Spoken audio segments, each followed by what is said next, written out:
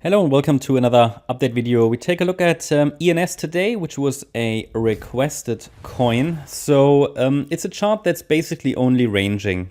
Okay, so we are only seeing the price as in a long range, and it hasn't really broken out substantially. I mean, the only breakout we had really was here the break in end of October. Early November last year, above this descending trend line. Many coins do that, maybe for the future, something to look at. If we have a break above a descending trend line towards the end sort of a bearish phase, this can usually lead to a substantial rally. And it rallied to the next resistance level here. First of all, let's look at the structure. I mean, in the white scenario, which is what I assume, okay, is the chart is just in a huge ABC structure. So why is that the case? Because we have an initial move down, which you can also interpret as 5 waves down. I've labeled it as WXY. It doesn't make a difference really, but it's corrective. Or either way, you can count it as an A wave. Okay, that initial move down isn't so important, but the context here of what happened afterwards gives me, makes me label that as an A wave. So it's an A wave, which can be a 3-wave move, which can be a 5-wave move. Then we basically see a 3-wave corrective rally. Why is it corrective? Well, the initial move up here is also in 3 waves. So it's an A wave. The move down is also very much corrective looking, and we did overshoot to the downside. That is only possible really in a B wave. So we have an A, then an A, B, and now a C wave rally in a larger B wave. That's the larger context. A wave down, B wave rally, and I would be looking for a C wave down as soon as we have done rallying here. Yeah, C wave down. This is sort of my main thesis. Yep, the B wave can still extend out. I'm not saying it's topped yet, so we talk about that in this video. But we have this A wave down, a B wave rally, and a C wave down probably to come. Doesn't really make this chart much more attractive. You know, it's just a long range. Yeah, at least that is one of the scenarios I'm following, which I find fairly likely. I mean, you could also say, and that is just a different interpretation, that in a more bullish scenario, so we will talk about the microstructure in a minute here, but let's talk about the more bullish interpretation as well, which would be the yellow count. So this is white. I find that highly likely, but of course we're in a bull market, so we also need to consider more bullish options, but they are not very clear on this chart yet. So the chart hasn't got anything in it, hasn't done anything that would allow me to clearly project out that more bullish potential, at least from an Elliott wave point of view. And so it's just not there in the structure at this stage. There's nothing for me to calculate, let's say, all-time high targets, because it hasn't given me that structure. So in this alternative perspective, we might even say that the move down was A, this was B, and this here was a C. The thing is, this was extremely, extremely short, this C wave, but it's possible. So this would be the yellow count, and we would say, okay, we have a low in place here. So the actual low was here. And we can start basically a new impulse or a new diagonal pattern to the upside or something. So what's important now is to understand how is the upside structure, or how is the upside structured. So in the white count, it means that as soon as we're done with this rally, it could just be a large B wave and we might come down and see.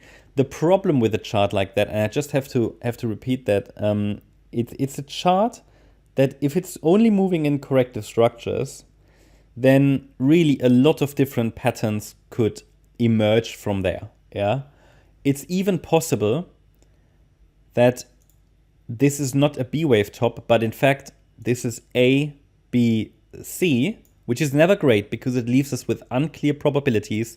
And I really like the idea of this being an ABC structure. Now, if this is really a larger B wave, or maybe even something more bullish, we have to see. But it is possible that this here is a larger A, this here is a larger B, and it might not come down that much, and then we rally in wave C. That's a way for ENS to participate in a larger bull market, but then That's the problem with charts that move in corrective structures. They are not that attractive. You know, there's nothing in them that from a structural point of view, from a chart point of view, would give us great confidence or very clear probabilities, unless we have a nice setup in the subwave structures, which we don't, because this chart is already gone, right? So there's no great entry here right now.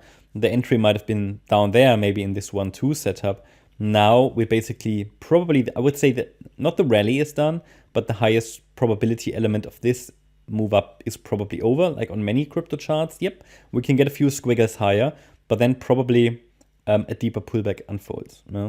Now, it wouldn't make a great difference to the yellow count, so that's the advantage here. So even if all of this is an A wave, and then the move down is a B wave forming a higher low, this would basically technically be, yeah, pretty much the same support area as the yellow 1-2 setup, okay? Because in the yellow count, which is the more bullish one, instead the low would be here, and the move up is not a C wave, but it's actually a wave 1. And then we get the wave 2. So we can keep it simple and just have two scenarios, because even though there are in reality more, and a chart with an ABC structure always leaves a lot of different potentials on the chart, but it just means that we can just treat it as if there are only two, because the support areas wouldn't differ, and I rather keep it simple on a chart. So what we now need to be watching for and analyze is this move to the upside. Before we dive into that, maybe let's talk about the main resistance levels on the chart. So the next resistance, which is also what the price got rejected from, is here at $29.50. And the next one above that is at $50. So I wouldn't rule out another extension to $50, but it would take a sustained break. Yeah, it would take basically a sustained break above this next move to the upside. 1 second. Oh, there you go. Yeah, it takes a sustained break above this initial resistance, and then we should be able to move higher towards that next resistance level quite quickly, possibly, because there is no structural resistance level left. Yeah. Not anything in between, you could say. So there's a bit of a breakout point here at around $29, but nothing attractive from an Elliott wave point of view. But hey, you know, if you're trading breakouts, that might be something to look for, because there is potential then to rally basically from $30 to $50. But is it a great setup? I don't think so. I mean, anything can be traded really, but it's not a low risk, high reward setup. Yeah, so looking at the structure here, it is obviously one of those charts which doesn't leave us with a very clear microstructure. Best I can tell is that, and we start at the low point, okay? Again, that could be the low and the start for the yellow wave 1 or for the white C wave. We don't know the difference at this stage. I guess in a really bullish market, I would rather emphasize the yellow count, and it can be traded until it breaks. But it doesn't make a difference in the short term, because both wave 1 in yellow and wave C in white would have the same subwave count. It will be in the move to the downside afterwards where they will differ. And a yellow wave 2 will hold a higher low. So it's worth adding a support area once we've topped, which we not clearly have yet. And then, yeah, if that breaks, I mean, then new bear market lows are coming. Best I can tell is that the initial move up here was probably, so different ways of looking at it, could have said, okay, we had a small 1, 2, 3, 4, 5 in a leading diagonal in wave 1. And then this here is an ABC structure to the downside. Now that doesn't really add much value now because it's all done, but just want to, for educational purposes. So we have this overshooting B wave then, and then a C wave down in wave 2. So we have a 1-2 setup initially. Now we would say, okay, this is a third wave rally. The thing is, what is labeled here as a third wave looks like a corrective structure. So that basically means I can't really easily count that as a 5-wave move in wave 1. Because if this is clearly the third wave element, but it's very clearly also an ABC structure. So that means this move up is a diagonal. So it could be a leading diagonal in yellow wave 1, or an ending diagonal in wave C. It's clearly not a third wave. Okay, it's clearly not a third wave because they can't be diagonals. So how to label that then? Well, I would say then probably the 1 was here. So that's how the context gives us a clue. And it's probably a WXY structure, to be honest, in this wave 1 then. WXY. So we have a wave 1 to the upside, wave 2 down. And then this here is an ABC structure in wave 3.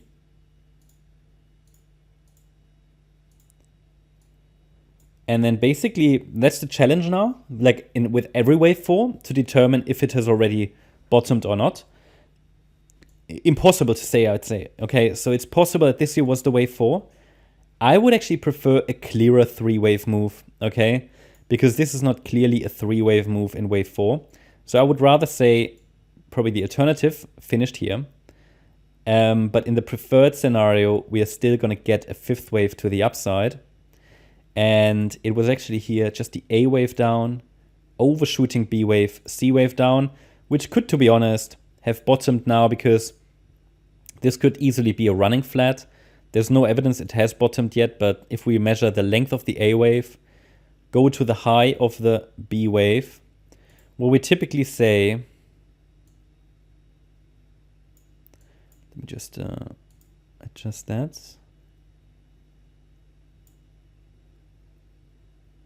So we typically say a C wave reaches sort of the 100% extension level, maybe the 1.236, maybe the 1.38. Okay, that would be 1715. So ideally it forms one more low to hit that. You know, it's essentially, the good news is the entire Fibonacci extension zone overlaps with the Fibonacci retracement zone. So we have support between $11.94 and $17. So that's great. So as long as we hold above that, we should get one more high in wave 5 of C or 1. Okay, it's impossible to say which one it is.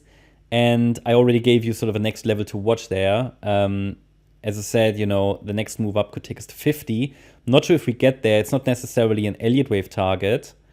So next targets on the Elliott wave Fib scale here are $34.63. $41.06, and then $51. These are the next upside targets to watch. And a break below $11.94 would indicate that this entire move has topped and that at least we're coming down in a wave 2. But I can't really give you a target for that. I assume we get one more high. But I can tell you the level that it definitely shouldn't break to the downside. If it breaks that level, at any point now, we are likely going to head to new bear market lows. And that's the 78.6 extension. Sorry, retracement. And here we talk about $9.33. So any break below $9.33 will suggest that new bear market lows are coming. You know, a sustained break below that level indicates that white wave B has topped. It tells you a lot about the risk, and then we would need to see, you know, it depends on the market overall as well, yeah. But this here is not a clearly bullish chart. It allows for one more high against the defined support area. And yeah, we would have to give this so much space, this move down, because, yeah, I mean, we are dealing with an overall diagonal. Actually, let me just double check something. No, one sec. We just need to, we can adjust the support area slightly. Oh no, 1 second. I think it was correct. Oh no, we can adjust it slightly, just slightly. But no, it wouldn't change much really. Okay. Okay, I had it set it in the wrong way, but really it's the same. So it ends at $12.04 basically. Okay, any move below that level would suggest that we have topped, put a more substantial top in place. I have to say though that even in a wave 4, so if this is a wave 4 pullback right now, which again might get one more low, then I mean, ideally, it doesn't even break below the 50% Fib level. Yeah? I've got the 61.8 on the chart because it's a diagonal, but it would be pretty much out of shape. So I prefer that it actually stays above $14.05 for clarity. That means already below $14, it will increase in risk, you know. So here you can see, I mean, this is a pretty messy chart, really. Could say that, yeah. So that this is obviously an A wave down. This was a B wave to the upside, which is again, probably also WXY. So you see it moves just in very complex corrective structures here.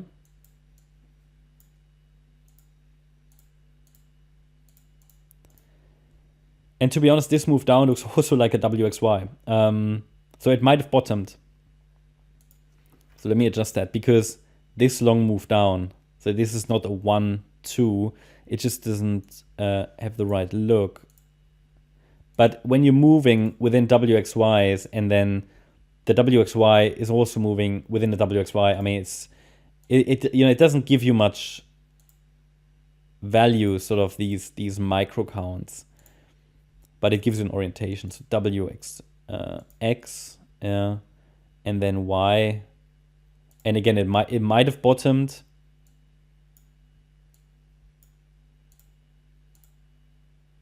But I would actually prefer one more low to hit that $17.15 level there, at least. Yeah. Oh, obviously it can go a bit lower, but there's absolutely no evidence that here wave 4 has bottomed. It could be though, but looking at the structure, I mean, if we add a resistance area, so a break above resistance would give us a first indication that we've bottomed, but it's here, this one. You know, it would have to go above $27.12, really. I mean, again, there is no clear setup there, but a break above $27.12 would be an indication that, yeah, possibly that wave 4 is bottomed there, but really we need that sustained breakout. Bear in mind that in a wave 4, you can always get these fake outs. You know, it can still come down and test support. So this is at the moment ranging between the 38.2 fib level and that upper resistance level there, 38.2 support, $16.41, and that resistance. So it's just ranging there. You could just, if you're a range trader, you can just buy the lows, sell the tops. Yeah, that's my update about ENS. Hope you enjoyed the update. Thank you very much. Bye-bye.